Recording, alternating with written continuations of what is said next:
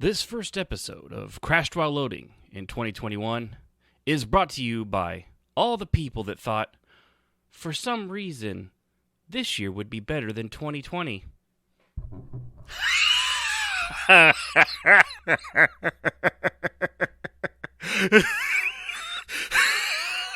god, you're so stupid. It's gonna be so much worse. Oh my god.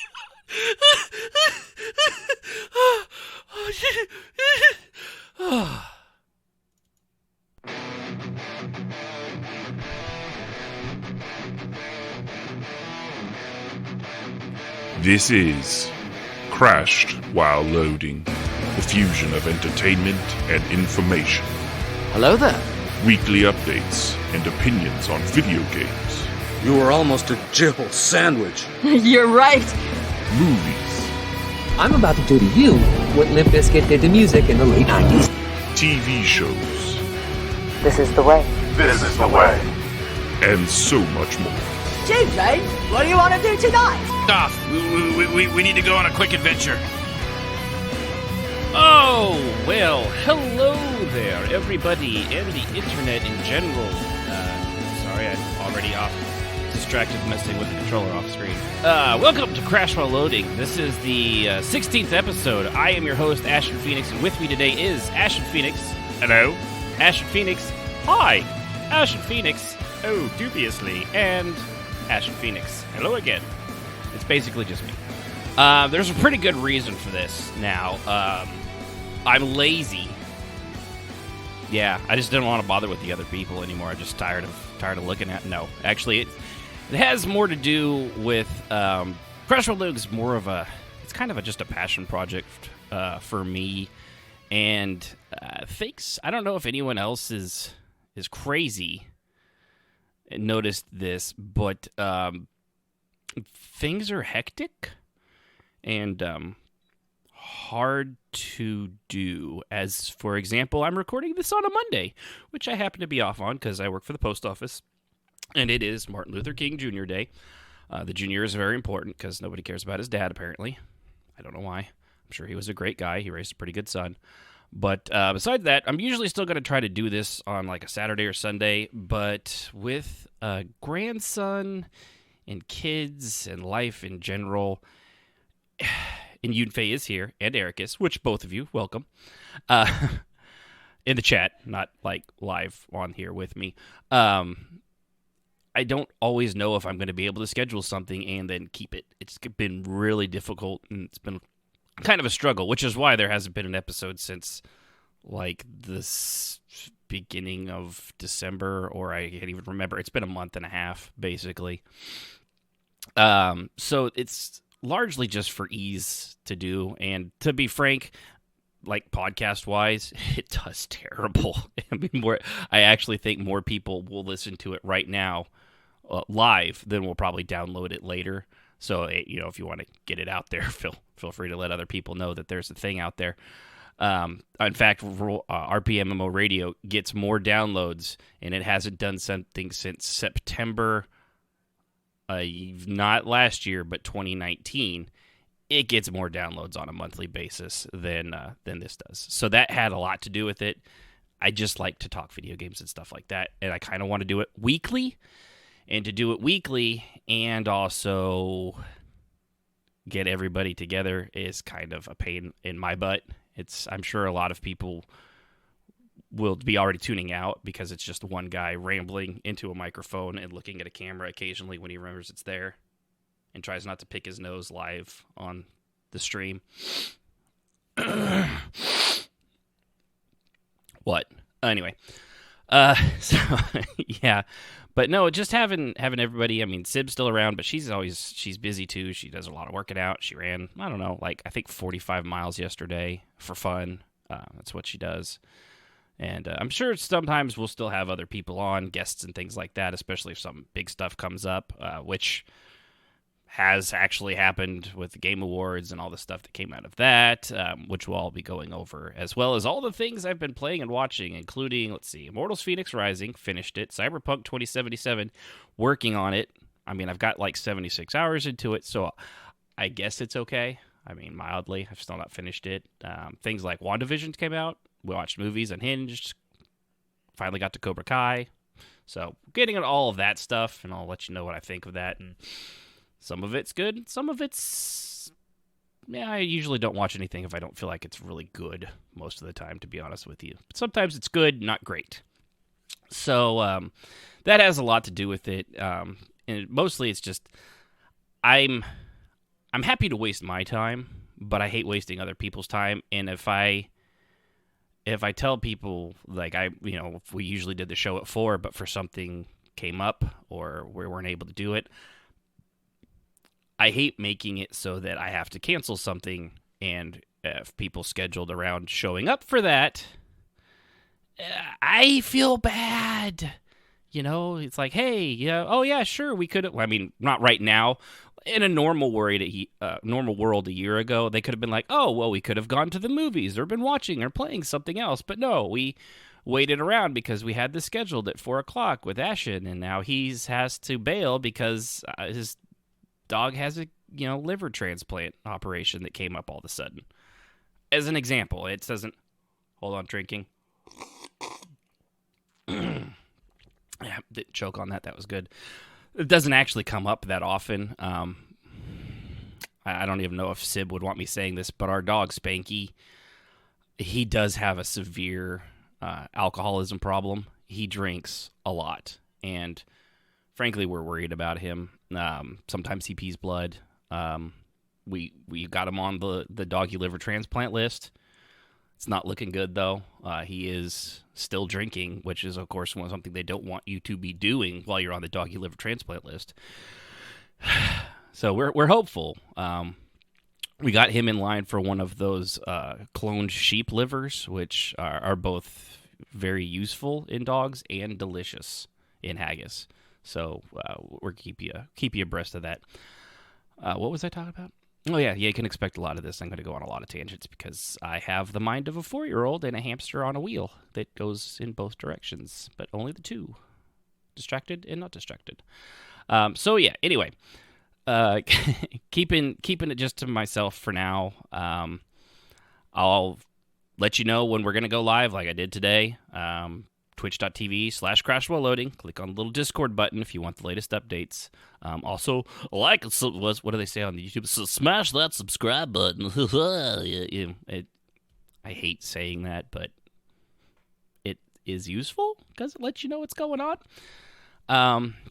But anyway, so I'll typically won't record it on Mondays. It just happened this weekend, got away from me. Also, the intro that you heard wasn't done.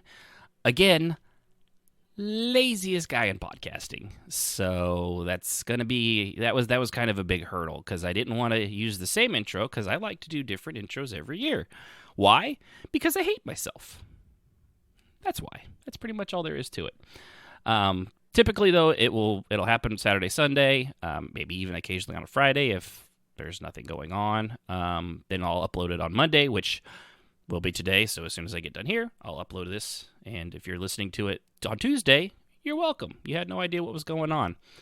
But yeah, so there you go. So just twitch.tv/CrashWhileLoading. Homepage, click the Discord. Everything will get there.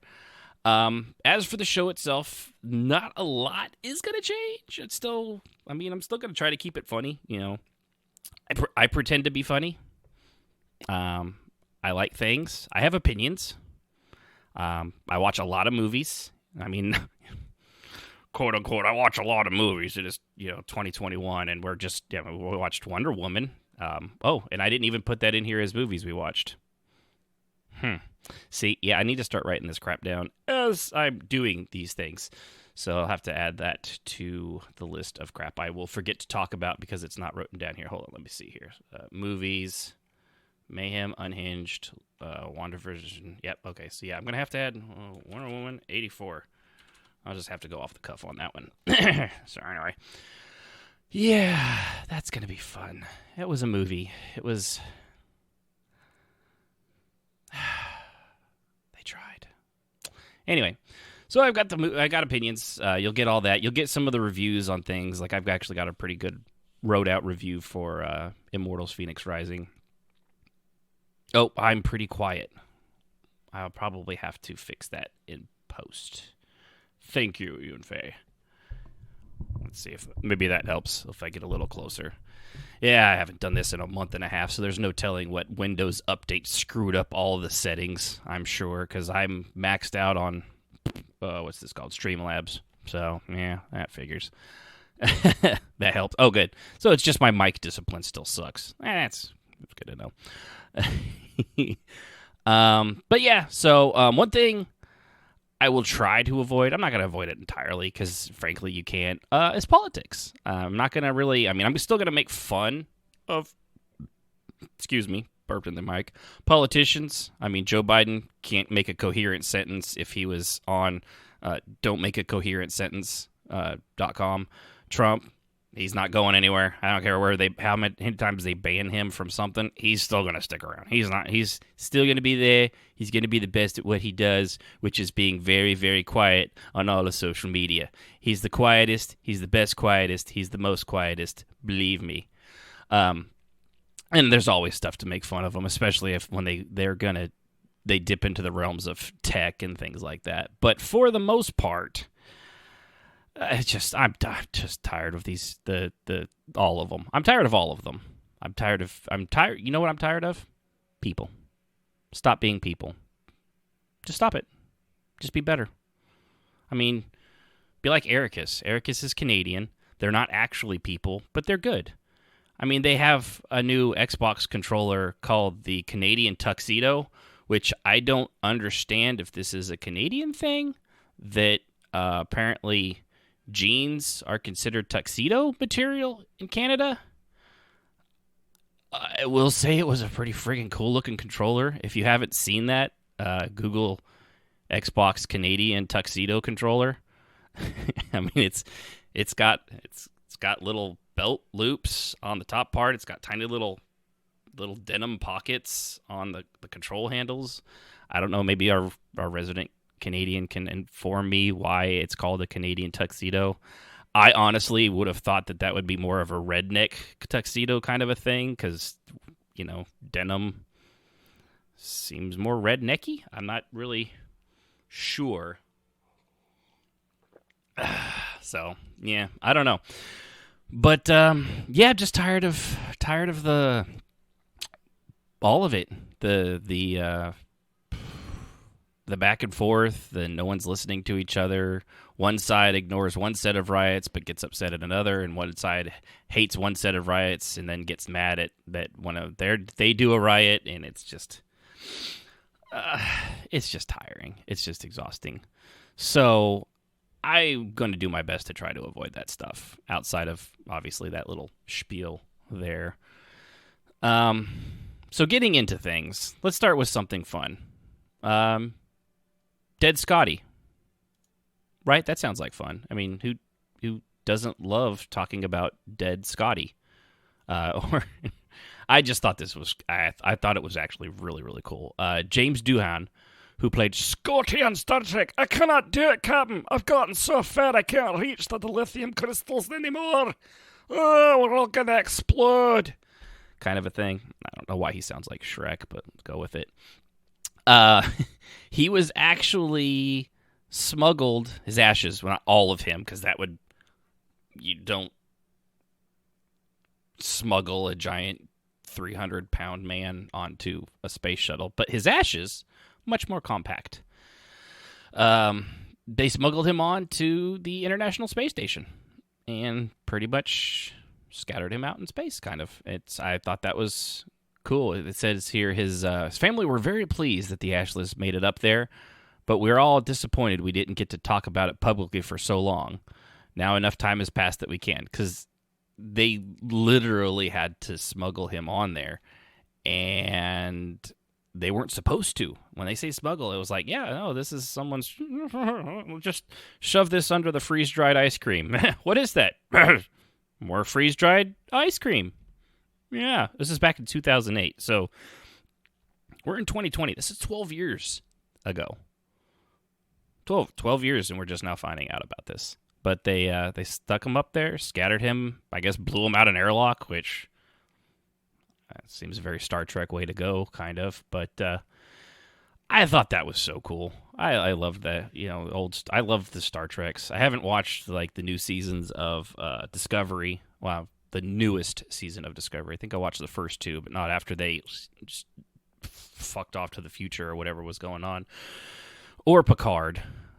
Dang it, I gotta subscribe to another streaming service so I can watch both of those. Yeah, it does sound a little bit more like Fat Bastard, doesn't it? Wait a minute, you look like a baby. Get in my belly! That kind of thing, yeah. Which also fits Scotty because he got rather large toward the end. Yeah, but you don't want to speak ill of the dead, but he was fat. I can say that. As a fat man in training, I'm allowed to talk about my own. It's okay. Don't worry about it. Feel free. So that's cool.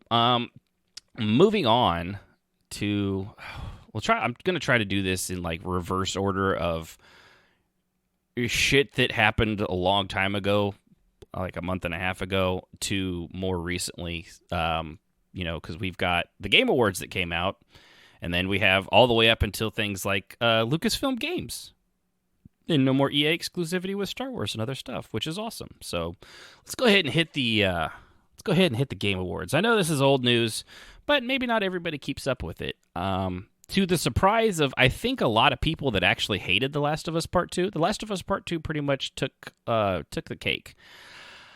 And I have to say, for Game of the Year, I mean, I'll take Last of Us Part 2, but if it was me, I honestly think I would have picked Ghost of Tsushima. I played both of them all the way through, but I did damn near everything in Ghost of Tsushima, which is for an open world game. I very rarely do. Like I'm playing Cyberpunk now. There's still a lot to do in that game, and I'm already at I went ahead and did the like after this you can't go back. It's a point of no return kind of a thing, and that's kind of where I stopped. And I think the reason I stopped on that so far is because I have that thing when you know something is coming to the end, and when you finish it, it will be over. But if you don't play it, it's not over yet. And it's still there, waiting for you. And I need to not do that, because then I'm going to forget what the hell I'm doing in it. So I'm probably going to finish that up this week. And then I'll probably do another playthrough. I'll probably make a female V and then play through after they get a couple updates. I think they got another big one in 6 or 7 days that's supposed to fix a lot of stuff. And yes, I'm playing on PC, because if I was playing on a console, I'd be looking at potatoes all day long, because that's awful. But we'll get to that. Game of the Year. Right. Focus. Focus, Ashen. Focus. Focus. Use some of that Cobra Kai stuff you've been learning. Oh, good. And Yunfei says if the new video card we ordered works, I'll be back playing it too. I hope it does work. I hope it's not a CyberPower PC thing, which I don't know if I ever told that story. I ordered a computer years ago from CyberPower PC, which is a garbage company, because they didn't put the little foam brick thing that like inflates and is supposed to secure all of the guts of your computer, like your graphics card and all that stuff and your hard drive. They did in Sibs, which is why when it came here, hers worked great. Mine, however, the graphics card was basically if you're looking on the camera, so graphics card sticks out of the motherboard at a 90-degree angle. This one was at a 45-degree angle and then twisted slightly. So yeah, that was why they're supposed to put that foam in there. And that was just the first. Then the motherboard was practically cracked in half because of that too. Not surprisingly, it didn't work. And I, being the calm, rational person I am, was perturbed. Slightly perturbed. Vaguely upset. Especially when they told me it was going to be 2 months before they could send me a new one, and I still had to send the old one back first, and then they would start the process of making me another one. So I told them to shove the computer and its components right up their ass, and I wanted a refund, and they didn't like that very much. And they said that would probably take a month. So I told them, fine, take your computer, shove it up your ass.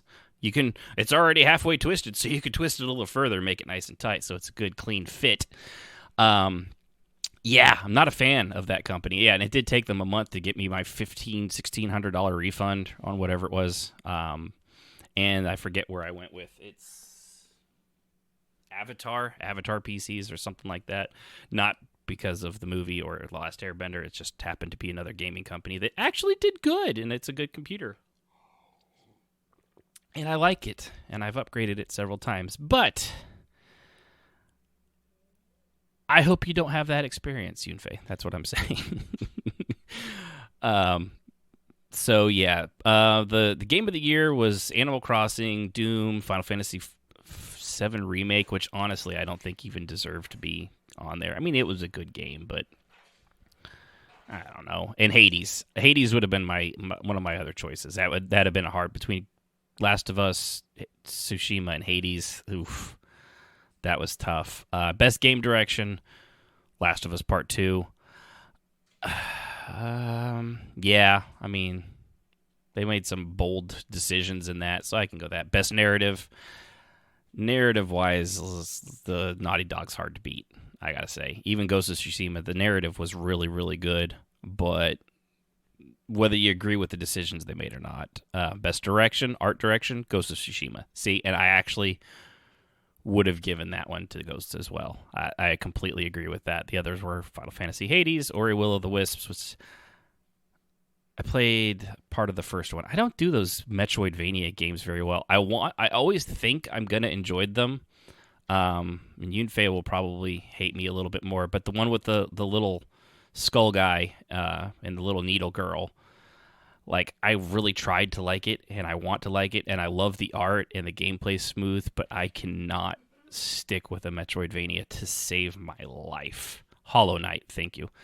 It just doesn't work. I don't know. I just get lost or distracted. I think the closest I ever got to finishing one of those recently was Bloodstained, and you'll notice I say the closest I got to finishing it. Not that I finished it. The closest I got. But it's just something in that genre. No matter how many times I tried Ori, I tried Hollow Knight, I tried Bloodstained. I just can't stick with them. I don't know why. It's just it's a personal flaw in me, because I know it's a good game. I know they look great. I don't know. I just get like my brain just kind of like. I think it's the back travel constantly. Like, I used to do that. I've played the old Metroid and the Castlevania games, and I did those except for Symphony of the Night, which I want to play, but again, it's Metroidvania. I probably won't finish it.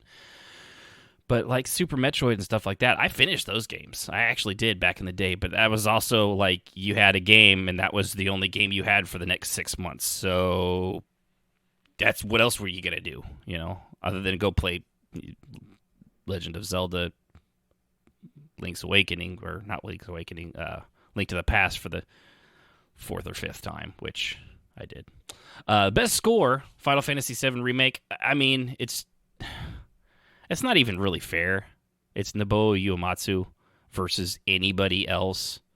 If he has a game come out and he did the music, and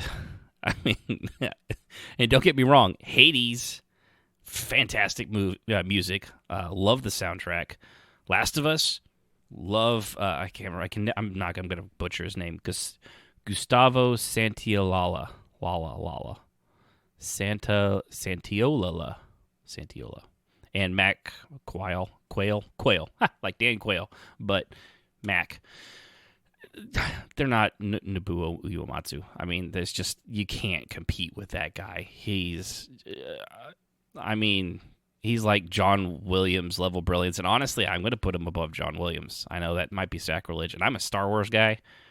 He's just fantastic. There's nothing he hasn't created. We actually went 3 years ago today to the Final Fantasy concert up in Kansas City. Thank you, Facebook, for that reminder. And then we went and had ramen, which made me realize the ramen in the Tulsa area doesn't exist, because it was really, really good. It seemed appropriate to watch something made from a Japanese concert and go have ramen afterwards. Yeah, it worked. Best audio design, Last of Us. I mean, that's like getting into the nerd weeds here. This This one I thought was interesting. Best performance, like vocal, like voice acting. They gave it to Laura Bailey, who played Abby in The Last of Us Part 2. Follow-up was Ashley Johnson, who played Ellie. The guy that played Jin Sakai in Ghost of Tsushima. The guy that played Logan Cunny as Hades. So they gave it to Hades, but not what's his face that you were actually playing in Hades. That's a little bit weird because I don't know. I thought the main guy was much better, and guy that played Miles Morales, which I can't comment on because I don't have a PS5, and I'm not going to play Spider-Man Miles Morales on a PS4 when it was obviously made for a PS5. I also don't have an Xbox Series X because I still can't get one. Yeah, love to. But no, I'm glad Laura Bailey got it. She got a lot of flack for her role as Abby, and that was not fair, to say the least. The death threats and it's just, people are just the worst. Again, don't be people. Games for Impact. I don't even know what that is. It's just, I don't even know what those are. So I'm not even reading that one. That's just stupid. Best ongoing games, No Man's Sky, which it hurts my heart a little bit. I tried getting back into that recently. It's still boring as all hell. I just don't like grind games. Best indie game, Hades, obviously. I also had Carrion, which is a fun game. Fall Guys, which Spelunky 2, which I know people love, but I've heard it really doesn't reinvent anything. It just kind of expands on what Spelunky 1 did. And Hades, man, that revolutionized the way they do those roguelike games. So yeah, and Yunfei, I'm glad Yunfei, you were surprised by No Man's Sky too. She's Jane Brown. That's right, you tell Americas. Yeah, Laura Bailey, she's a laundry list of. Oh, and she even plays. Oh, I love her even more. I didn't realize she's the voice actress of Kid Trunks in Dragon Ball Z. Well, now she's my favorite person of all time because Trunks is my favorite Dragon Ball Z character. So, definitely screw those people. Best mobile game? I mean, Among Us. Duh. I mean, that's like, hey, what was the best Switch game of 2020? Not Animal Crossing, right? Everyone hated that game because it was all anybody talked about. It's just like mobile games. They suck to begin with, but Among Us actually made mobile games an okay thing to do and play and made them fun. You think, yeah. It's just literally, it's just the best game. It's charming. It's basically just the thing, or the thing? Yeah, the thing. I always get the thing and it confused. The Thing for kids. That's literally, it's just like an interactive The Thing movie in space for kids. That's all it. Best community, Fall Guys. I mean, yeah, Apex Legends, Destiny 2, Fortnite, blah blah blah blah blah. Fall Guys, it was like Among Us. It was a revolution unto itself. Given it's kind of burned out a little bit, I had fun with it. I got that close twice to getting first in that, and somebody beat me to it. Best VR game, Half-Life Alyx. Which reminds me, I need to get Half-Life Alyx. I'm just waiting. I don't want to spend I still don't want to spend $60 on a VR game. Is that weird? I mean, it just, I don't know. Oh, I'm taking a drink. Coffee gets you through the podcast. It's a secret for you kids out there wanting to do podcasts. Load up on coffee and methamphetamines. No, don't do that. Speed. Speed is better, much better. Keeps your teeth in. But yeah, I really, I like VR. I think it will be the future of gaming. The problem is, I honestly don't even think it's the headsets anymore. My biggest problem for why I don't play more is, one, it's room. I mean, look around me. I've got behind my computer desk. That's window right there, and I can touch it by just leaning over. Over here, Sib's desk. So, and over here, you don't want to know. Just I'm not allowed to talk about it anymore. But it's room. Honestly, it's room. And I would. We've got a spare room upstairs that's empty. 2 of them actually, because our daughter's not here anymore. We've got a game room that's plenty of space. Or it's a workout room now for Sib. But I'm not lugging my computer all the way up there. And frankly, it'd be really weird to have have an HDMI cord that was 45 feet long running through the house. You know, it doesn't really work, senor. No, it does not work. So I think space is even more than the headsets is really what's holding VR back. Because, I mean, it takes up a lot of space to do it, to do a real VR. And Star Wars Squadrons was on there. Star Wars Squadrons is awesome in VR, frankly. It's just like the coolest thing to sit in the cockpit of an X-Wing, to look down and you see your hand on the control stick. Over here you got the throttle, and you can look up through the canopy and keep an eye when you're doing a dogfight with a TIE fighter. It was really cool. And I probably haven't played more than 2 hours of it. Again, because it's a pain in the butt to hook up the VR headset. Even though in that one, it definitely is one you sit in. You don't want to be... Who stands up in an X-Wing? Weirdos, that's who. So Half-Life Alyx, I've heard such good things, and I really, really want to play it. I heard that was one of the breakthrough VR games in what VR can be in the future if done right.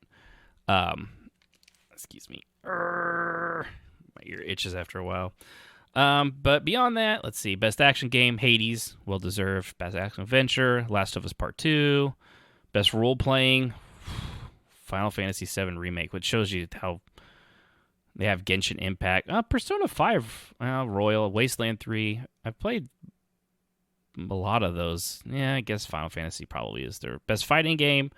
Mortal Kombat 11 Ultimate Edition, because it's a new edition, even though Mortal Kombat 11 came out like 2 years ago now. But god damn it, it's still a really good game. So yeah, I'm giving it them that. Best family game, Animal Crossing, well deserved. Mario Kart Live Home Circuit. That's such a weird thing, having actual remote control cars in your living room that you're looking at your Switch on, controlling and seeing a virtual environment. Best sim game, Microsoft Flight Simulator. I mean, that game is revolutionary. To use an overdone term, it's just to literally be able to fly anywhere on the planet using global satellite data. Come on. Some of the glitches were awesome, like the 220-story tall apartment building that was down in Australia or somewhere like that. Best multiplayer, Among Us. Best sports racing game, Tony Hawk Pro Skater 1 and 2. You notice there's a lot of remakes and older games on these, which tells me that people need to bring up their stuff. And getting down to the good stuff, the last of the stuff, player's voice was Ghost of Tsushima. They listened to my voice. Oh, wow. Yeah. And most anticipated is Elden Ring, which is so weird. It's From Software, and Bandai Namco, which is a weird meshing of companies.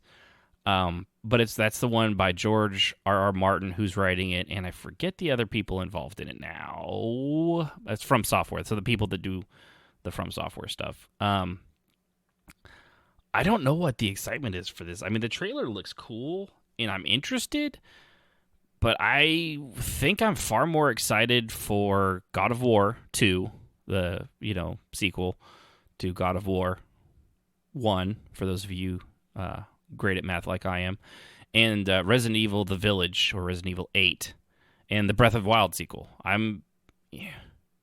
Maybe even Halo Infinite, although 343 has really dropped the ball on the last 2 Halos, so I don't know about that. But for Elden Ring to be the most anticipated,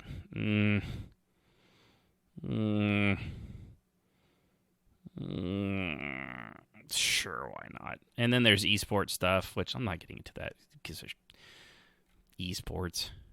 I get it. It's a sport, but so is curling. Whatever. And you can call anything a sport if you got enough people to do it, which, by the way, I did a sport yesterday. Disc golf. Yeah, it's like golf, but with discs. I did it with Sib. I still have full range of motion. Nothing entirely pulled out of socket as I was expecting, and my back, hold on, let me see, double check. Excruciating pain. Yeah, excruciating.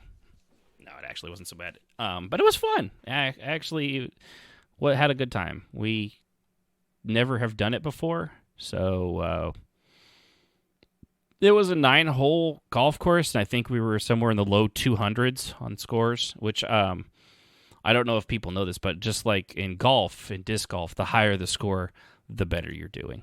You can just take my word for it. Yeah. Anyway, so some of the things that were announced at the Game Awards in 2020, Nier Replicant, which I'm just now playing Nier. I always want to say Automata. Nier Automata. I don't know. I'm pretty sure that's how I always hear people pronounce it. It's a weird thing. Smash Brothers brought in Sephiroth. I loved the little cinematic trailer where they fake out killed Mario like he was Aerith, or Aeris if you're, English in America, although they've switched it over now, I've noticed. It looked badass. It was pretty cool. New cinematic trailer for Perfect Dark, and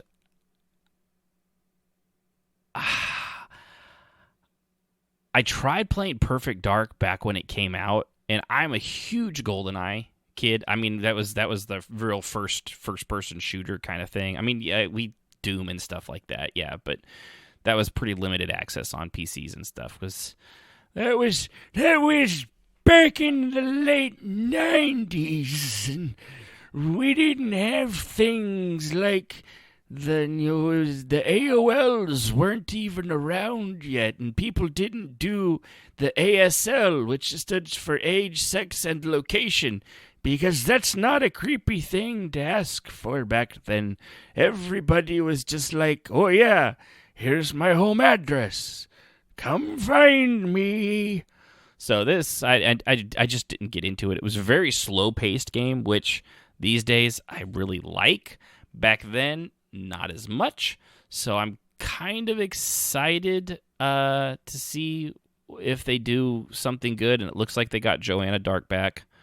Then there was Back 4 Blood, which is the Left 4 Dead. I never got into those games, so I think probably the problem. Wow. I'm not having a stroke like on air. I just am not good at speaking my first and only language, which is English. Okay, I had to make sure. Games where you have to play with other people. I don't know. I always get annoyed with other people, so it never lasts long. Like, I can do it with, like, Call of Duty, because hopefully they'll carry me. But when you really have to rely on them, and there's not a lot of respawn stuff, I don't do good with that. Something called Scavengers is going to open beta. I don't even know. Wow. All right, so apparently 42 minutes into the show, I have turned into Joe Biden and been unable to speak in a single word. That's always going to be a good thing when you've got to do the whole thing on your own. Disco Elysium Final Cut announced, which, good. I'll probably actually get that one. I really, really want to play Disco Elysium. I know it's supposed to be a really wordy game, but it's, it's supposed to be like an amazing story and told fantastically, and it's just really good. I hear such good things about it. So I might have to actually get that. Hey, shut up, stupid. FedEx guy's bringing a package. Yeah, my dog had to let me know. Cloud, quiet. Sorry about that. Cloud. Damn dog. Don't get dogs. They bark at things. Get cats. They will kill you and take your soul to the underworld. But Dragon Age 4, got a new look at that. That looks awesome. I mean, if you don't know what Dragon Age is, I can't really help you. I'm only one man. Crimson Desert, which is such a weird thing because it's like a spin-off of Black Desert, and it's supposed to be an open world action adventure game. Dragon Age, no last name, right? But it's, I don't know. Black Desert is a decent MMO, but it's not great and it doesn't have a lot of end game. It's very grindy. It's an Asian MMO that transferred over here to the States. Overcooked gets the new chef, which is Ork, the Swedish chef from the Muppets. If you couldn't tell by amazing copy of him. Arc 2 announced with Vin Diesel. Boy, that trailer was actually kind of laughably bad, to be honest with you. My daughter, apparently, though, her and her boyfriend play the living crap out of Arc. There's like a huge community of people that play these games that I'm unfamiliar with. But she was excited. So, why Vin Diesel? He's actually working on the game. Eric has asked why Vin Diesel. He's a huge gamer. He's a nerd. Don't get me wrong, I love Vin Diesel. I love that, in Triple X, the name on his back, the tattoo, I think it was like Morakanth or something. That's his D&D character's name that he just had tattooed back there. Well, I mean, not literally, but fake tattooed back there for Triple X's character. But he's such a huge gamer, he's actually involved in the production of Arc 2. And if you got someone like Vin Diesel involved in the production of Arc 2, obviously you're going to use him. But the trailer was just not good. I mean, as these cinematic trailers go, usually they're the best things about a lot of these games. It was not. It was not. And honestly, speaking of Eric is saying get Riddick instead. Chronicles? Escape from Butcher's Bay. It was an old game now, these days. But Escape from Butcher Bay, which went on with Riddick and all that stuff, and Pitch Black, that was a great game. That one told a better... The video game was a better story than the Chronicles of Riddick sequels. It was really good. I don't know how well that would hold up these days. I think it got a remaster probably now 8 years back. I seem to recall. Right. Yunfei said her and Ben couldn't figure out either. And I know of Ark. It's like a dinosaur hunting game. But it failed miserably on release. And then they pulled a No Man's Sky and pulled it back from the dead. And it's very popular. People love it. So go figure. Evil Dead, the game, announced for all that's worth. Ghosts and Goblins Resurrected, announced on Nintendo Switch. Ghosts and Goblins is my favorite game to not like. It's a game I have fond memories of and am horrible at. Just awful. It is an unforgiving old school game that you just can't get very far in. Super Meat Boy Forever gets a release date finally. Oddworld Soulstorm coming in spring of 2021. I like the Oddworld games, but I've never played one. I mean, I've played one, but I've never finished one, is what I should say. Elder Scrolls Online, Gates of Oblivion, which obviously that means very much to me because I play Elder Scrolls, and they could really use a win. Their last expansion, even with vampires and stuff, was not great. And Just Cause coming to mobile. Who gives a crap? It's mobile. And last but not least, Mass Effect is continuing, finally. And not in the Andromeda Galaxy. They dropped that like it was a redheaded stepchild that, it's not welcome in this world anymore. Yeah, we're going to have to... It was given up for adoption. Nobody would do it, so they just kind of put it in a dumpster back behind the Denny's where nobody would find it because it's a Denny's. Nobody even eats the trash at a Denny's anymore. But it looked good. I mean, it's a teaser trailer, and it showed some familiar characters. Or at least I thought it was. I can't remember how to pronounce her name. Lyra. It's been so long. There is a Mass Effect trilogy, like remake, remaster thing coming out soon, and if they fix certain things, like in the first one, the Mako and the long load times, and that stuff was really, really rough. It does not hold up today. Hopefully they fix that. I'll probably play through all of Mass Effect again. I honestly will.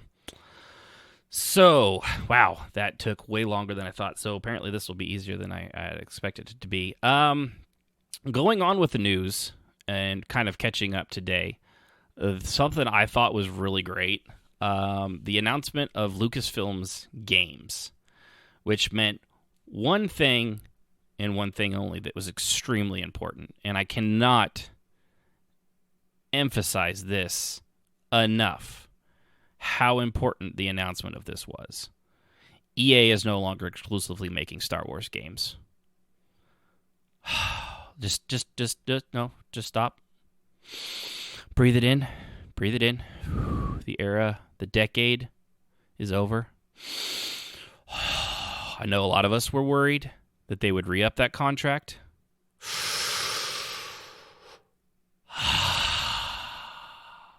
Breathe in, cleansing breaths, and out. And for the proof of this, Bethesda's making an Indiana Jones game, which... Shit. Bethesda's making an Indiana Jones game. I like Bethesda for the most part. I do play their MMO, and I like Fallout, and I like Elder Scrolls, and they do. They do.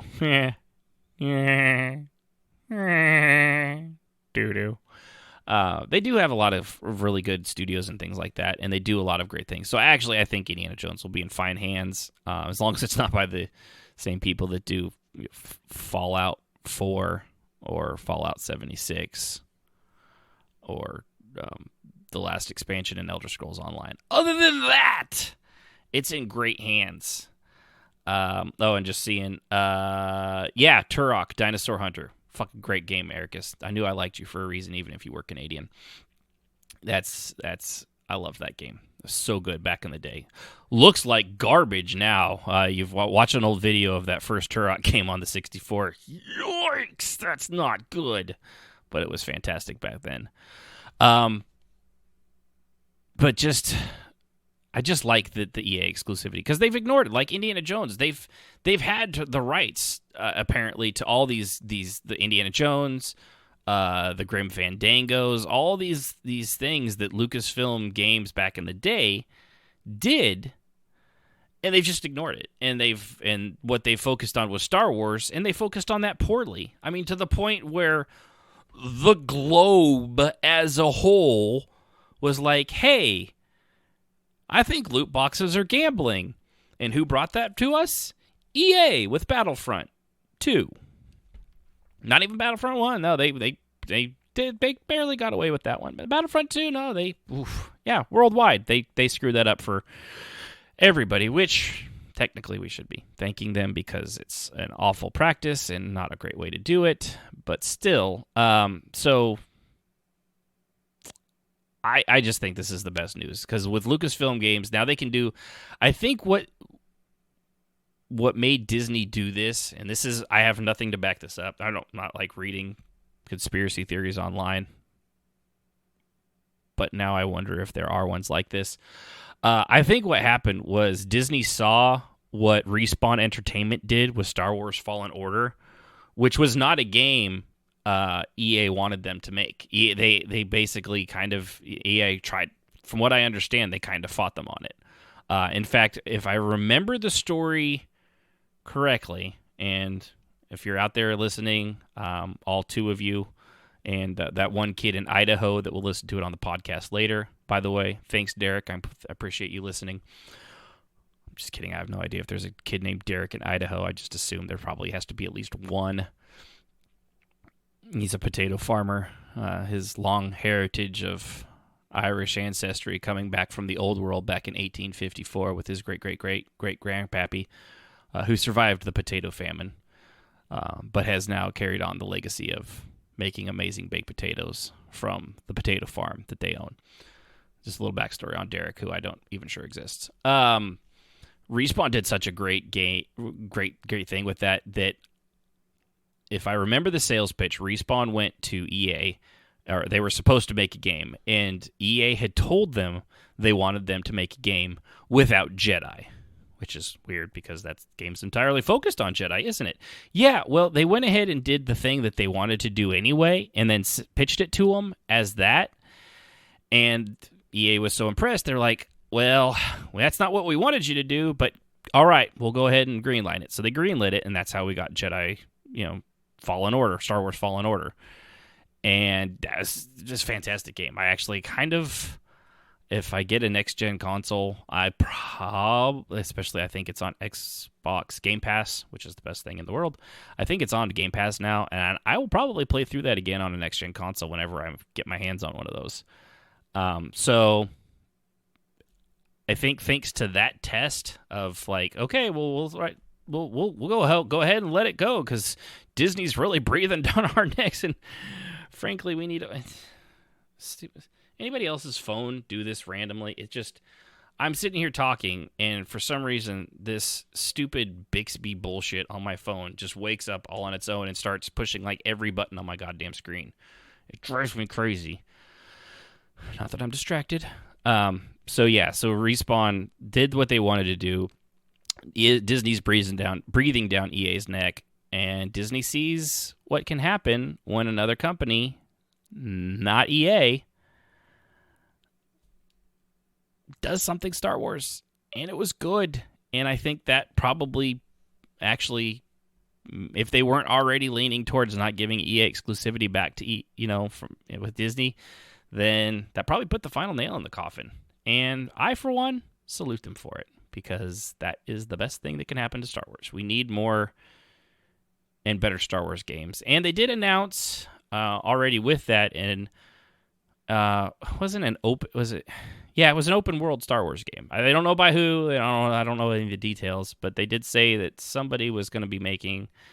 No, they did say who, and I just don't have it written down, so I'll have to look that up. And there's just so much that came out, and I just forgot to write half of it down, and I still have like a ton of shit to go through.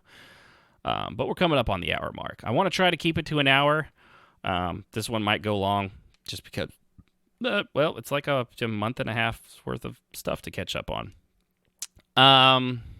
So yeah, Lucasfilm Games is fantastic. Continuing on with video games. I finished Immortals Phoenix Rising. So, and if you don't know what that is,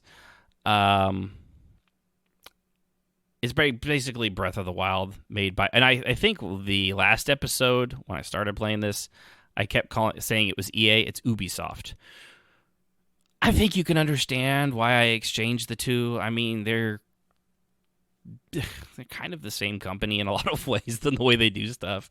I mean, I like Ubisoft and I like EA games. I know everyone, and I'll shit on them both because they both do stupid crap, but I still like a lot of the games they make. Never finished an Assassin's Creed game, though. Played lots of them. Never finished one. Haven't played Valhalla yet either for that same reason. I'll probably get to it eventually. But so I got Immortals Phoenix Rising. And I'm not a completionist on this kind of thing, so I didn't go in and do like all the vaults or anything like that. And if you've played Breath of the Wild, those little huddy things that had like mini little puzzles in every single one of them, because it didn't have like actual dungeons outside of the 4 divine beasts, it was kind of like that. There's like 100 something of them. I didn't do them all. Some of them were good, some of them were not great. But I did do all the main and all the side quests. I just didn't do all the vaults. So all the quests that I found for like the Phoenix itself, for the gods as you save them, I did all that stuff. So I played, I forgot to check it, but I played a lot of hours of this game. The visuals were great. If you like Breath of the Wild, you're going to like this. If you like Greek mythology, you're going to like this. This is going to be jam. It was my jam. I love both of those things. For me, too, the no weapon breaking, which is my least favorite part in Breath of the Wild, that was great. Combat gets a little repetitive. I mean, but then again, it does in Breath of the Wild, too. There's only so many, a light attack, heart attack, heart attack. Yeah. Sorry, puns. it ramps up enough. Like the enemy, there's a good variation in enemies and things like that. And also Typhon, who's like, he's the Ganon of the game. Spoiler alert, you see him right off the bat in the intro, so not really. He'll drop in each of the areas. He can drop one of the heroic like wraiths on you, which is Heracles, not Hercules, you plebes. And 3 others that I'm totally blanking on right now. Oh, that's gonna drive me crazy. I totally had them. Heracles, Sophocles, and then I think there was Tito, Germain, and Michael as well. You had to fight all of them. It was a big fight. There was a lot of breakdancing. Anyway, I want to say Ulysses, but that's not right either. Oh, that's going to drive me crazy. Okay. Anyway, that they can, like, you'll be in the middle of a fight. Hercules. Huncules. Thank you, Eric. Yes. Oh, yes. And by the way, I liked the High Republic. I'm reading the book right now. So, all right. I'm going to get through this, and then I'll talk about Star Wars. Where was I? Okay, myth. Yep, no weapon breaking. Combat gets repetitive. It does ramp up. The puzzles, I saw a lot of reviews on the vault puzzles saying that they were simple and stuff like that. And I'm only assuming it's because the reviewers rushed through these things because, the ones at the start are very simple. And you do the vaults so you can get 2 things. You get equipment and you get a chunk of Zeus's lightning, which if you get enough of those, you do a little workout routine, which is really funny, and then you get an extra bar of stamina, which, for those of you from Breath of the Wild, you know stamina is everything, because the more you have, the more you can climb, or the more you can sail or fly through the air. They don't stay easy, like, at all. If it's just that they rushed through it and then didn't bother with a lot of them, but they really build up. A lot of them, especially some of the flying ones, it takes a lot of skill and timing. Like, you know, if there's things in the air going back and forth and up and down, and if they'll knock you out of the sky, or having to figure out the puzzles, like, you know, put something heavy here, but the wind will blow it away over here, and then it'll knock that thing that's heavy and blow it up, and then you have to start over. There's a lot to them. So I don't know what they were talking about. If they were talking, most of the reviews I saw that were out right away, they were like, "Oh, the challenging puzzles are so easy." Yeah, well, they're ranked 1, 2, and 3. Well, the higher up you go, the harder they get. So I don't know. But most of the main story ones, like things you had to do to help the gods, like if you had to go to a vault, a lot of them weren't even the hardest in the game. Like I played some that were in the vaults I had 1 or 2. I just flat out, I was like, I don't know if it's too late or I've had too much to drink this late at night, but I can't get through this. Like I legitimately couldn't, even though I knew what I needed to do, I just off and couldn't do it. So they wrote the ones that you had to do to progress the story. They were challenging enough.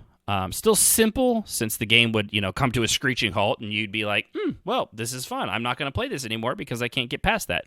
It wasn't like that.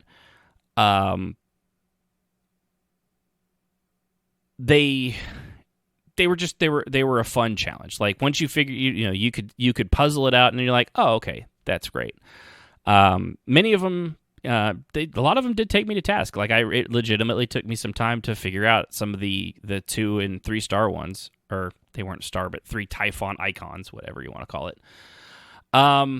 The other thing that I thought didn't quite work as well as Breath of the Wild. In Breath of the Wild, you have the tower regions, and in this case, they're the statues of the 4 gods that Typhon has turned into various. He's sapped their power and dumbed them down. Without spoiling what they are, although I think the trailers do. In Breath of the Wild, the towers, when you look out, the world is made very, very well. And you can tell the design team knew what they were doing. I mean, it's Nintendo. Nintendo there's a reason they announced Breath of the Wild 2, and it's now been 2 years which, by the way, let that sink in. We've known about that for about 2 years now, and we still have no release date. Pandemic, but still, there's a point. Disney's not gonna Nintendo's not gonna release that until it's ready. But you could see what you needed to see from the vantage point of the tower. In this one, it wasn't as well done. Like, the world itself was beautiful. The 4 regions, 5 if you count Olympus, and 6. It's pretty much just the 5. They look great, but when you're doing that zoom in thing, so you could see what's in the distance, it would vibrate if there was something there, even if you couldn't see what it was. Like, there's no shining glint, there's no crack in the earth, which is what the vaults look like. It could see directly through the landmass and tell you that there was something on the other side of that giant hill in another zone you haven't even been to, and then you could click and mark it, and then the little icon would show up like way, way off in the distance beyond where you were even planning to go. You're like, oh, well, that's fucking 2,000 meters away. That's not in one land, that's 2 lands over.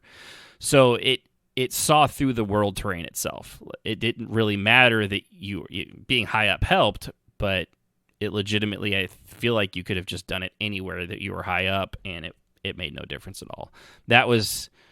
Which worked. I mean, it wasn't a big thing. That was probably my biggest gripe when it came to that. It was a little lazy, but it was also Ubisoft's first foray into this kind of thing. The story, though, fucking love the story, and the mythological facts. Sometimes I need to slow down and not talk so fast. Maybe if I pretend that this is NPR, it will go smoother, and also draw the time out longer. Let's see, I'll try this for a sentence. The story was fun, and the narration between Zeus and Prometheus was just on point. But I can see where some wouldn't like it. And those people, they're dumb. Yeah, I can't do that. I don't know how anyone listens to NPR. They talk so freaking slow and like they're in the middle of a library recording every goddamn episode of everything they do. So the Zeus and Prometheus were fantastic. I loved them. They were it was definitely not the Zeus from Hades or the Prometheus or any of the. It was nothing. None of the gods from Hades. It definitely was not. They were hysterically funny. The jokes were very often childish, or they were Shrek-like. Like, being an adult, you get it. But if you were playing this with your kid, they'd still think it was, haha, that's funny, but they wouldn't get it. Like when they did a whole thing on what Seafoam was and what what it represented in the story of how, I think it was, was it Aphrodite? I think it was Aphrodite. How she was born out of sea foam and this, and that it doesn't actually represent sea foam. It wasn't sea foam, spoiler alert. But parents are giggling, rolling their eyes, especially Zeus, who acts like a giant child throughout most of this thing. I personally, I loved the little twists and turns of the story. There are actually, believe it or not, there are twists and turns in the story, and I thought I was legitimately surprised by some of them. I was like, oh, cool, I didn't see that coming. That's neat. Oh crap, what's that going to do? There were a lot of revelations. There was actually character growth of the gods. Like, they had to kind of inspect themselves. Check yourself before you wreck yourself, kind of a thing. Especially Zeus, who, if you know anything about Greek mythology, Zeus is just a giant dick. I mean, he's just the worst people around. He's not a good guy. He's terrible. Just awful. And having to hear his kids talk about him the way they do and make fun of him, and Hephaestus is there, and Ares, Aphrodite, and I'm forgetting the other one. Is this Aphrodite? Oh, Athena. the way they all talk about Zeus and things like that. It was fantastic. It was a little sitcom-like at sometimes, but I dug it. I totally dug the whole thing. I'm not going to score these things on a scale of 1 to 10 because I'm not IGN, which, by the way, gave it a 7. Again, I'm not IGN, but I'll use them. I thought this was... I loved it. I thought this was one of my favorite games last year. Was it Game of the Year? No, it was not Game of the Year, but I thoroughly enjoyed my time with it. It's just one of those games, if you watch the trailers and you're like, I think I might like that, you're going to like it. And if you watch the trailer and you thought, that looks horrible and I don't want to play anything to do that, probably go with that instinct as well. It really is. Best part about it still, no weapon breaking. That was awesome. So, moving on to Cyberpunk 2077.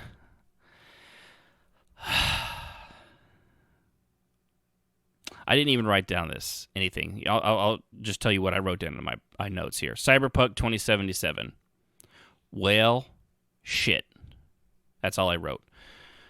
So going off the cuff on this one, I have 76 hours in the game. I love it. It is a fantastic game.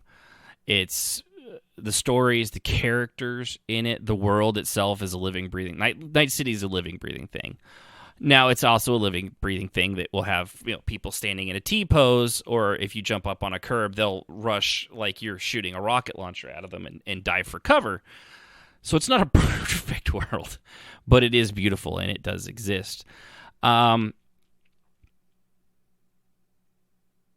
Console-wise, man, there's no excuse for that. I hear it's really good on the PS5 and the Series X and I guess S, but I wouldn't know because I don't have either one of those. I have seen the video footage on the now quote-unquote last-gen consoles of the Xbox and PS4, and honestly, there's no excuse. They knew exactly what was going on. I think the lawsuits are stupid, and I think that's just going to be a giant waste of time, to be honest with you. Because... unless you're a shareholder, I guess maybe you might have something, but honestly, they're going to make their money back. CD Projekt Red isn't going anywhere. It's not going to disappear. It's not going the way of, Midway or anything like that. They have apologized, and frankly, they should, and anybody that got it on those consoles should and does deserve a refund. That said, if you're able to play it on a PC, Ericus, for example, I know when it came out, I seem to recall him not saying that he wasn't going to get it for quite some time, and I think not a week later, I saw it on Discord. It said Cyberpunk 2077, and I've seen it on there a lot, so I assume he's probably enjoying it as well, because it's a really good game. And I think what people forget about CD Projekt Red, looking through the rose-colored eyes of time at Witcher 3, Witcher 3 is a great game. It's one of my all-time favorites. It's the story, it's the characters, it's the choices. The combat is not great. Just frankly, the combat's pretty. Yeah, you can crank it all the way up, but that's just challenge for the sake of challenge, and I don't really enjoy that, having to use all the oils and all this, and every fight you do is nearly a fight to the death, and it as much fighting as you do in that. It's not great. It did have also a lot of bugs, not this many bugs, and it did play on other consoles. But CD Projekt Red, first and foremost, is about creating an environment to play in and creating stories and characters. And it's something they excel at immensely. It's just a shame that because of all the bugs that are included in this, and of course the fact that it came out when it did, I think it also missed a lot of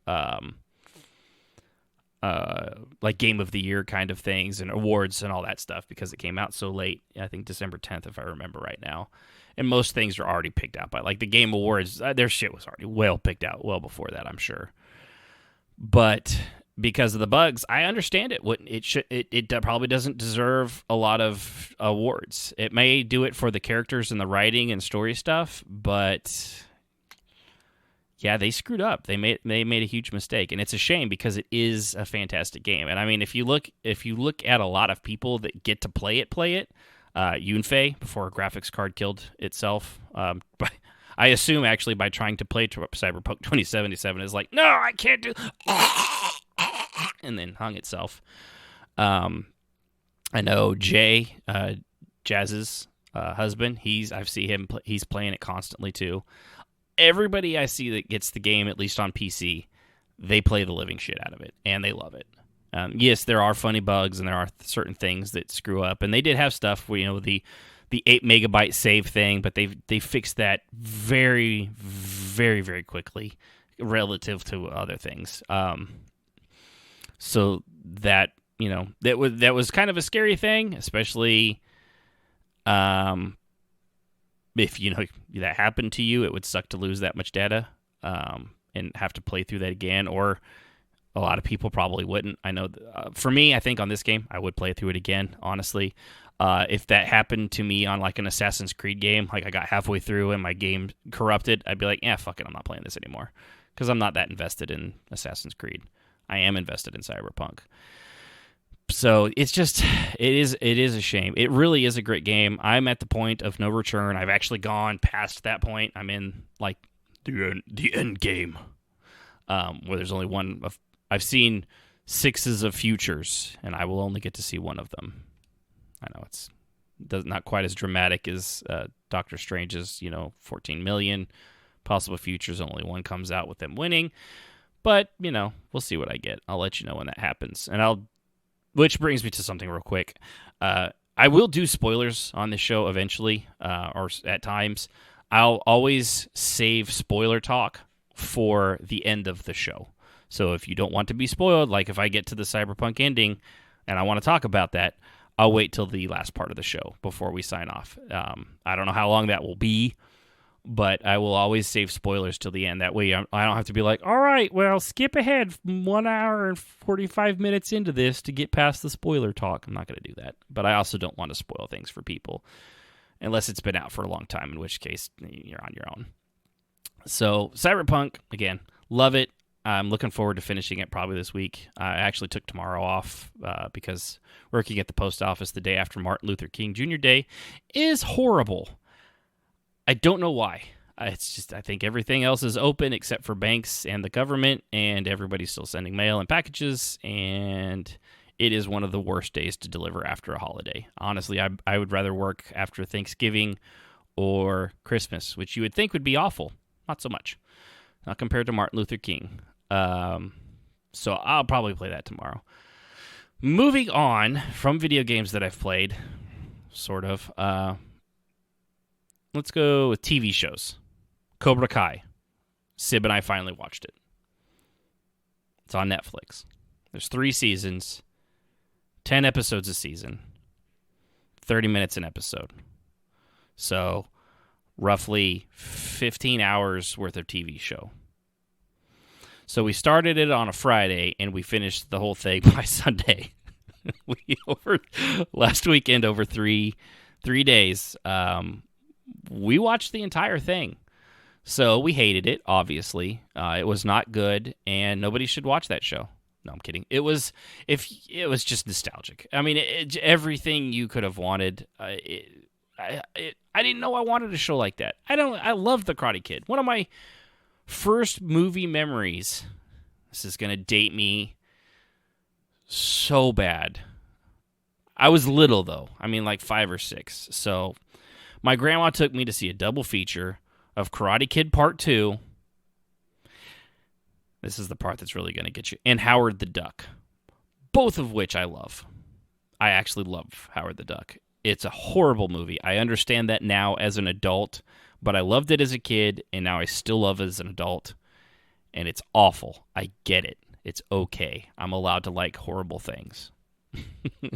I mean, Clueless is another one of my favorite movies of all time, and there is no reason for a grown 41-year-old man to still love that movie, other than the fact that was when I grew up, and that's just one of those movies. So, Cobra Kai, anyway, it was just good. It was a good story. It was Great characters. I mean, if for the most part, if you see them in the movies, they're going to be there. The only downside is Mr. Miyagi. Pat passed away years ago, so he's clearly not in it, which is a shame because I think it would have been. I don't know. I don't know that it would have been as good as it is if he had still been around and been there, because a lot of the stuff comes from Daniel trying to live up to the expectations of Miyagi, even though he's like a successful car guy and all this, and you really feel for Johnny Lawrence, especially at the start. I mean, the first episode, his life is shit. He does not have it went exactly how you would think the quote unquote bully of the TV shows would go. And I also love that they took that whole internet thing that's been around for years. It's not a secret that LaRusso was actually the bully and Johnny was the one getting bullied because, he gets beat up by Miyagi. The things LaRusso does with, by egging him on at times, and given Johnny's not a good guy, he knows that. But his life it never really went well. And they add a lot of stuff that was going on in his rich boy life that actually is very, realistic and good. But one of the it's very TV show in that very quickly, if something is about to go right in this show, if something is going right, something is about to come up that's going to destroy that. You may not know what it is, but you learn that almost right off the bat. I mean, for 2 episodes in, it was pretty clear what the formula was, and somehow it still works. It shouldn't work for 30 episodes, but it does, and it's good.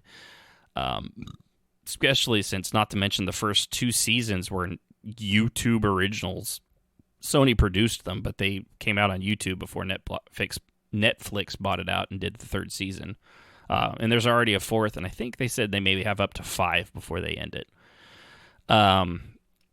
So that was good. I loved it. Another one I watched before our kids and my grandson got COVID. I was watching him on a day off all by myself. I watched a grown human child, a 1-year-old human child, was left in my custody for like 7 hours unattended.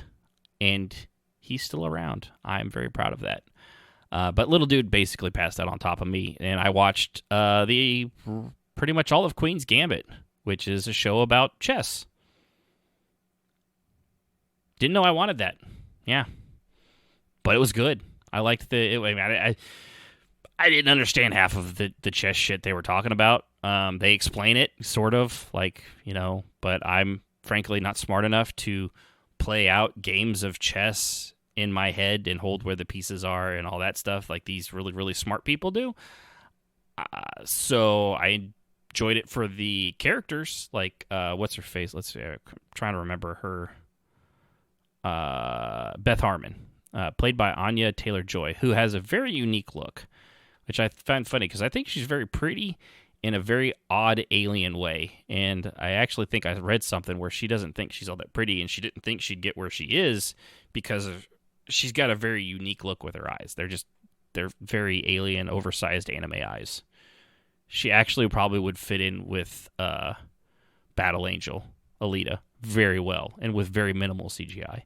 And I don't say that to be mean. I think she looks great. But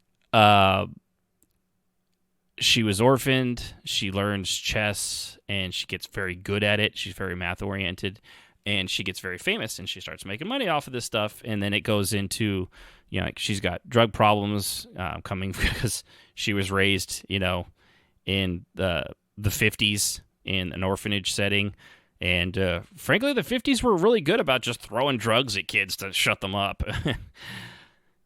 Those days don't come back. So yeah, it just went through her life. I thought it was the one of the coolest things in it too was most of it takes place in the 60s.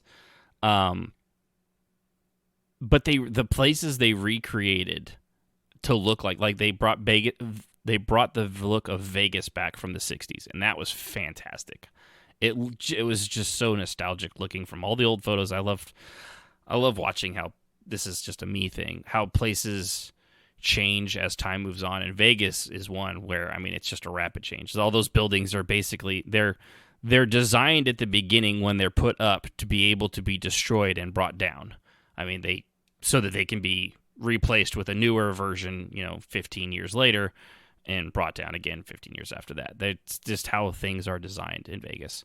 So it was really cool to see how well they did it. But the acting was top-notch. The story was really good and compelling. Frankly, I just loved it. It was a really good show, and I'd recommend it if you... It's not an action show or anything like that, but if you like character development and seeing the problems of people coming up like that, and I guess chess, I mean, for all that's worth, I'd highly recommend it. I started Lucifer. I know Sib had started watching it, and she stopped because she got the second season, and she wasn't a huge fan of him being a constant dick all the time. Jazz also watched it, and she likes it as well. So I think I gave it a shot after seeing Sib watch it a couple times, and I'm enjoying it. It's very formulaic. It's a cop drama with demons, devils, and angels.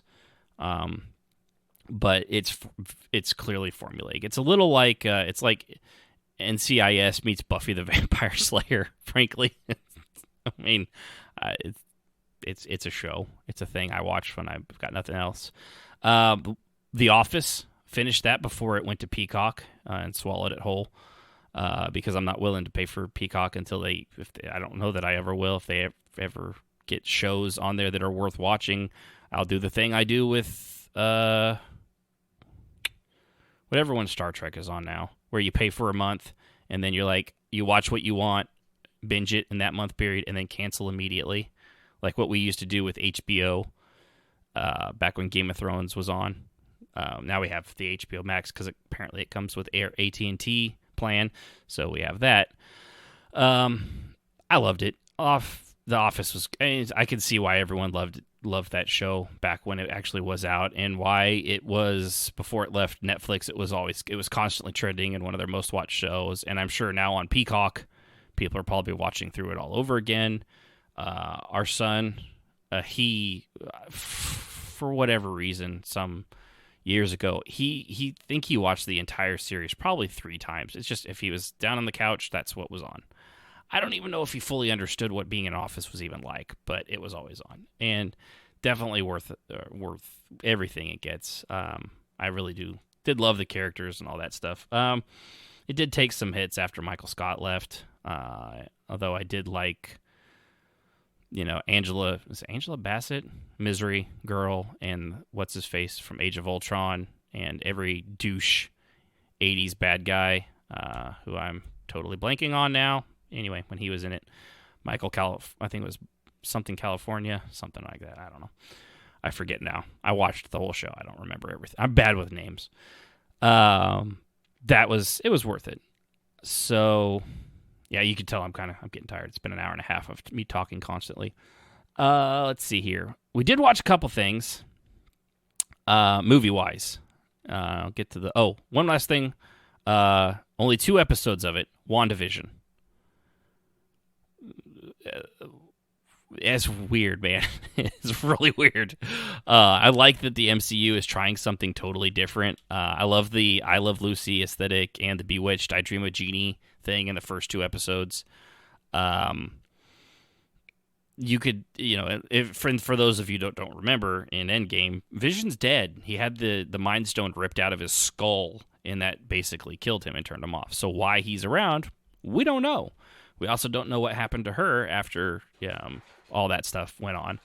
So I'm curious to see what happened. I know something, there's S.H.I.E.L.D., obviously, we know S.H.I.E.L.D. There's S.W.O.R.D. logos are popping up everywhere for those of you that know the comics, and that's kind of curious. I do have a theory, and this isn't spoilers. I mean, I guess you consider it a spoiler, but it's just a theory because I'm just going to spitball this out there because I don't know anymore, and I haven't read any. I want to see the show as it comes out. But my theory is that they're delving far deeper into Scarlet Witch's real powers, which in the comics are like reality-altering stuff. Like, they did the whole House of M thing, which was basically her making mutants for the most part disappear off the face of the planet. That was it. She just is. She's like Omega level on her mutant abilities, given she's not a mutant. But I think that this might be how they actually bring mutants, using her into the MCU, because Marvel has the X-Men and Fantastic Four now. And so where the hell have they been this whole time? You know, the Earth was in danger. Thanos was killed off half the planet, 5 years passed in that.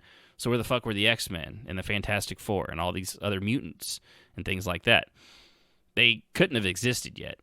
So I'm wondering if they're going to use Wanda, Scarlet Witch, as a way of bringing the mutants into the MCU finally, because they're going to do it. They've said they're not going to get the X-Men back and be like, you know what? Let's just not do anything with that. That seems like a dumb idea because nobody wants to see the X-Men, especially after we fucked up the Phoenix Saga twice now, which I take as a personal affront to myself because that's my favorite character. So that's what I think is going to happen with this, is they're going to somehow use it to wedge the mutants back into it. I know the MCU tried to do it with in the Agents of S.H.I.E.L.D., I forget what they kept calling them. There's the Terrigen gas and things like that. The Celestials? Was it the Celestials? If you watch it, you know what I'm talking about. If you don't, you're not missing out on anything. But that was basically what they were given all the powers to in the Agents of S.H.I.E.L.D. show. And it was their version of mutants without being quote-unquote mutants because Fox wouldn't let them use that stuff. But now they can undo all that, but they've already started that road, so now they have to figure out a way to backtrack. We'll see what they do. It's only been 2 episodes. I'm excited to see what happens. We did watch some movies. We watched the one called Mayhem, which had Steven Yeun, and I know everybody knows who that is, obviously. I mean, you actually do. It's Glenn, the Asian guy from Walking Dead. He was in it. We saw it on Amazon and watched a trailer. It actually had 4.5 stars on the rating. It was good. It had him and Samara Weaving, which is the Margot Robbie lookalike. She's from Guns Akimbo, Ready or Not, and The Babysitter, all of which are also really good movies. Guns Akimbo has I want to say Heath Radcliffe, and that's not right. Harry Potter. Just go with Harry Potter. Radcliffe. Got guns bolted to his hands. Very high energy. Very, very kinetic. Very good movie. But basically in Mayhem, there's a virus that makes people go crazy. And they quarantine a building. It lowers their inhibition and their urges. So there's people having sex. There's people that just getting violent with coworkers because it's a law firm, and I'm sure they all want to kill each other anyway. So they have to quarantine the building while they pump in the antidote, which takes 8 hours. And apparently, due to some legal thing, if you do anything, kill anybody, or do anything violent like that in that time where you're infected, you're legally off the hook. So they actually play into that. And it pretty much plays out like a movie version of a video game where they have to hit the mini bosses to get card keys and get up to the final boss. It is exceptionally violent. It's crazy violent. There are times her and I were both like, oh, I had to look away when it happened and just wincing. But it was fun as hell. Again, that's Mayhem on Amazon. Highly recommend it. It was a lot of fun. Then we watched Unhinged with Russell Crowe, who, by the way, is not the Russell Crowe you remember. He's a bit of a fluffy guy now. He's on the fluffier side of Sears. It's, we thought it was a fat suit, actually. We really did. But no, he just got real big. Apparently, he's actually working on it. He's losing weight. And as a fat guy in training, I could say these things.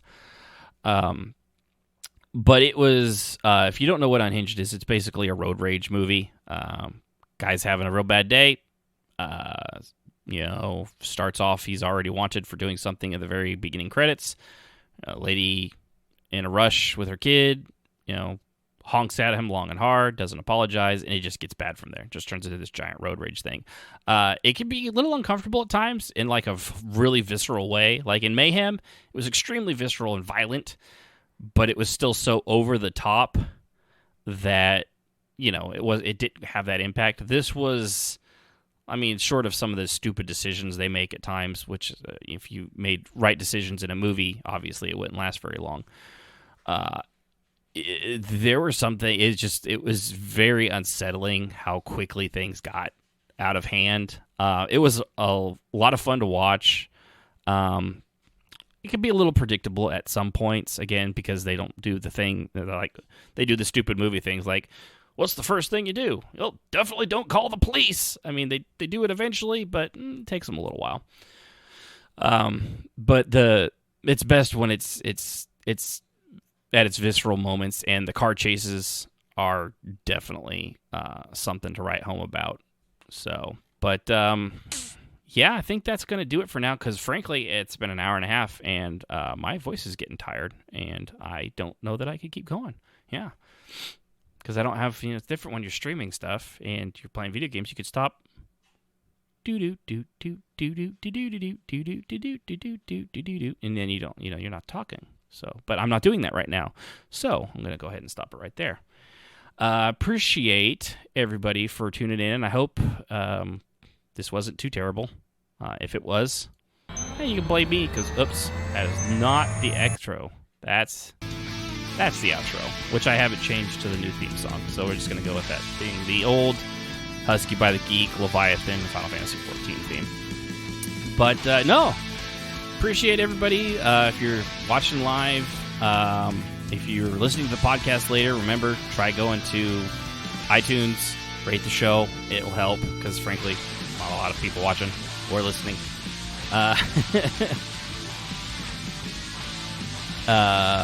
But so, all right, yep. But thanks for everybody. Remember, twitch.tv/crashwhiloloading. Subscribe. Join the Discord so you can get up-to-the-date stuff when we're going to do it. I'm going to try to do this again once a week as news is coming up, and I'll be more up-to-date than something that happened a month ago. And appreciate everybody, and I don't have a way of closing this out, so good night! Also, music, as always, is provided by Husky by the Geek. You can visit him at youtube.com/HuskyByTheGeek to hear all of his latest in video game rock covers and original music. Because Husky still rules, and that's not going to change no matter who's doing the show.